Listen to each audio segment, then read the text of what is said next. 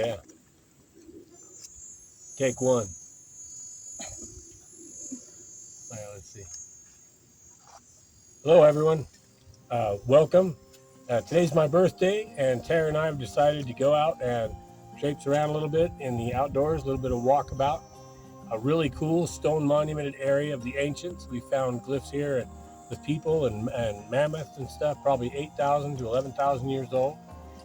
This area is known for present day pterosaur sightings, pterodactyls, and small flying reptiles.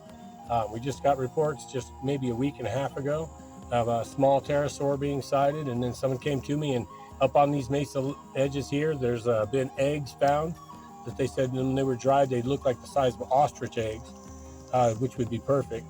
So we've had some inclement weather off and on, and it's a sunny, beautiful moment. So why don't you come out and join us, and we'll show you some interesting things. We'll just do that in one take. Okay. That was cute.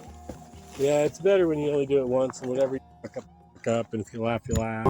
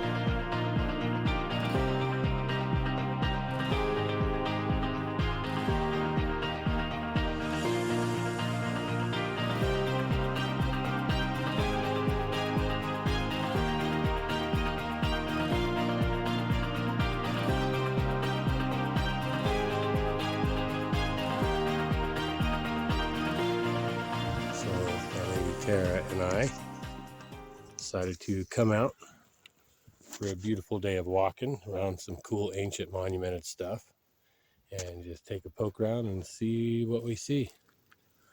Maybe they'll decide to give me something good for my birthday. Who knows? You can see there's real cool monuments and stuff up in here. So sweet.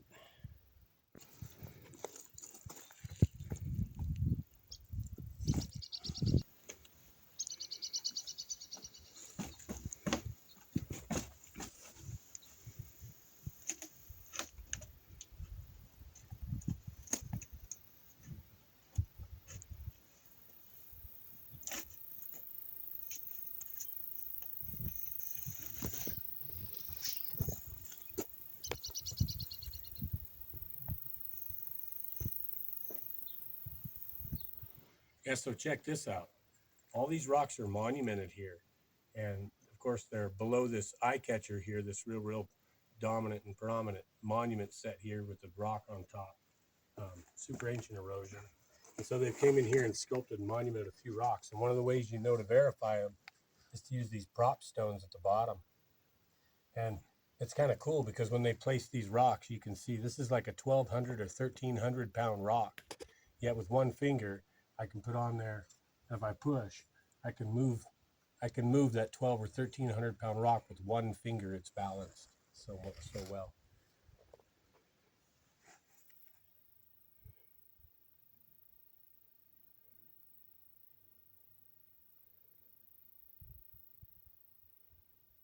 So here we are up on top of this one little ridge here behind this set.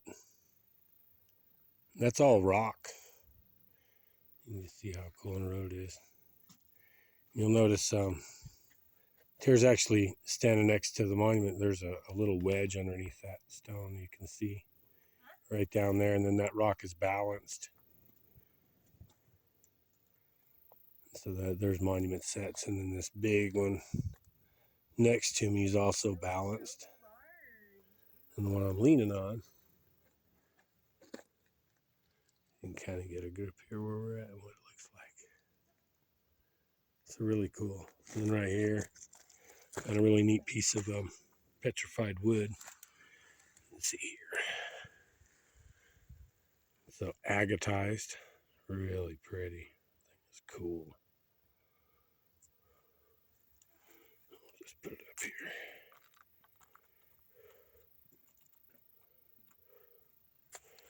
There you go. Now somebody else can find it.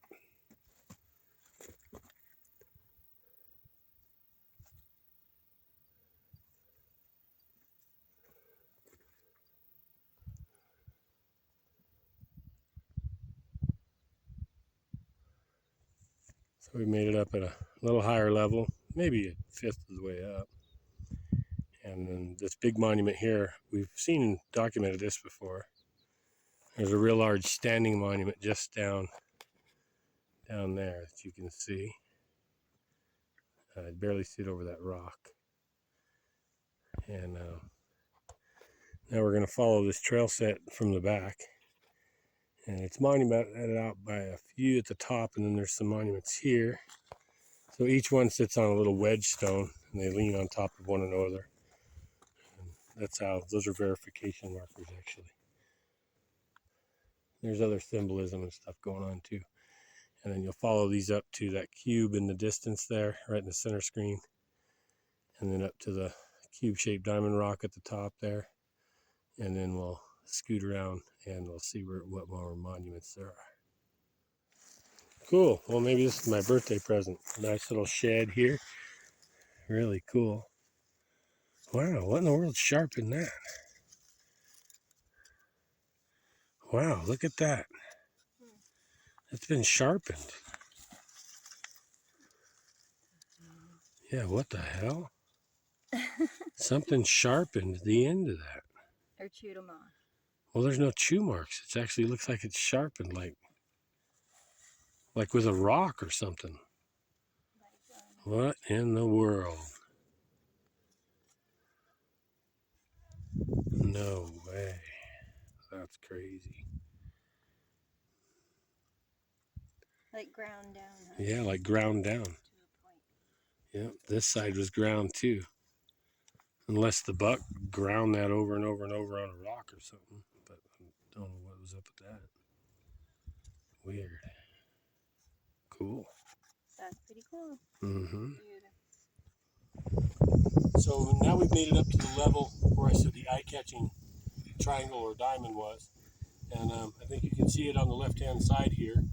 And from that perspective, without this bottom area missing, which has been flaking off, this is a calcium covering that they have on the rock. And then, but anyway, so this appears as kind of a white diamond. You're a texture getter. And then when we climb all the way up here past the big cubic stones that I showed you were on the slope, we come up to this verification, and they've got a couple of chiselings out of this. And you can see where there was a dot and a line chiseled. And then there was two lines chiseled, and then one. And what happens is moisture gathers, and over eons it freezes out little chips.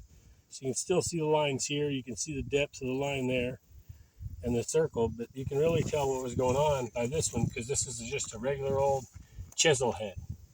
And you can see where they've, at one time or another, a chisel has gone in. There's been a little erosion in it. It's actually quite a lot, so it's been exposed for a long time. This is a real hard quartzite. It's not just sandstone. Some describe it as chert, basically. This is the same material, just a different phase of it. And so this is really hard material. This will sit like this for 500 years, 1,000 years.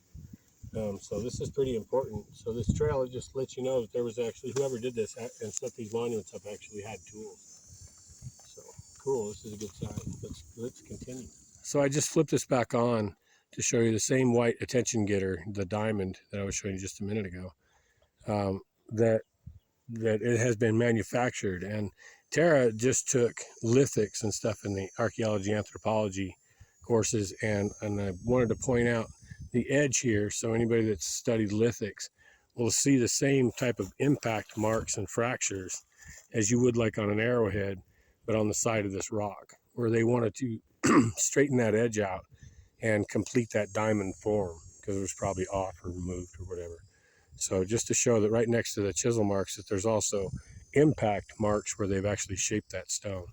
And then you can see above the other blocks that are in the bottom, and the other diamond though from this perspective. So this is, now you've seen it from both perspectives, and then a big white diamond. This is just how they did things basically. And then you have that other large prop stone. That's like a 40-ton rock sitting there that we were just at. So you can see the kind of the shape and the gravity of what they were messing with to monument these trails, and the repetition, and then as well the verification. So real neat example. So in perspective, as we rise above that diamond-shaped white monument, we see another white one above where that calcium stain actually came from. And then to verify the trail we're on, you can look over and see in here a really precarious little stack of rocks on the backside holding that wedge up. And nature doesn't stack two rocks like that and then lay a big one on it. So, and all these things are what we look for. Those are called solar windows or daylight markers, or usually associated trails to treasure. A lot of people think Spaniards did them all and they all lead to gold, and they might all lead to gold, but Spaniards didn't do them all. So this stuff is probably Aztec or the pre-Aztec, the ancestors of them. So really, really cool. So yeah, let's continue this endeavor here.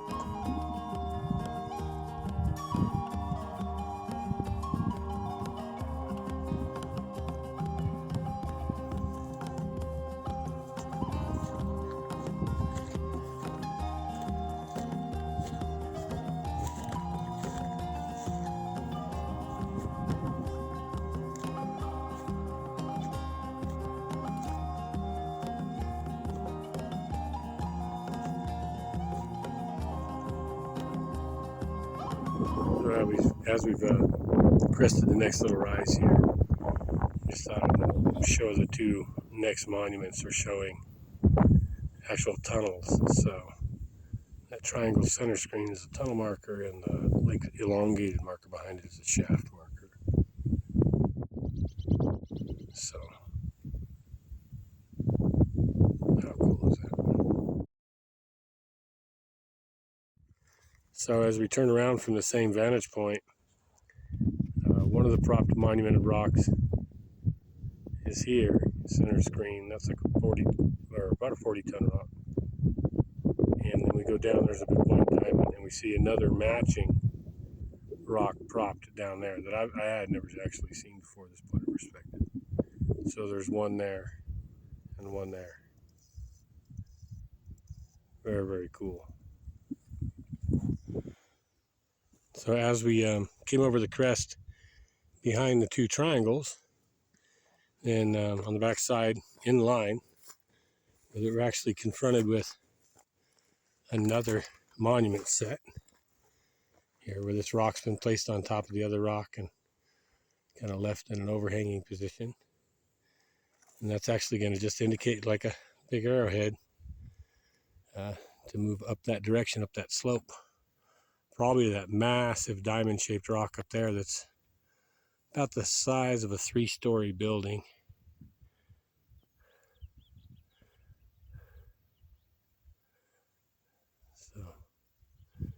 another cool monument set leading the way.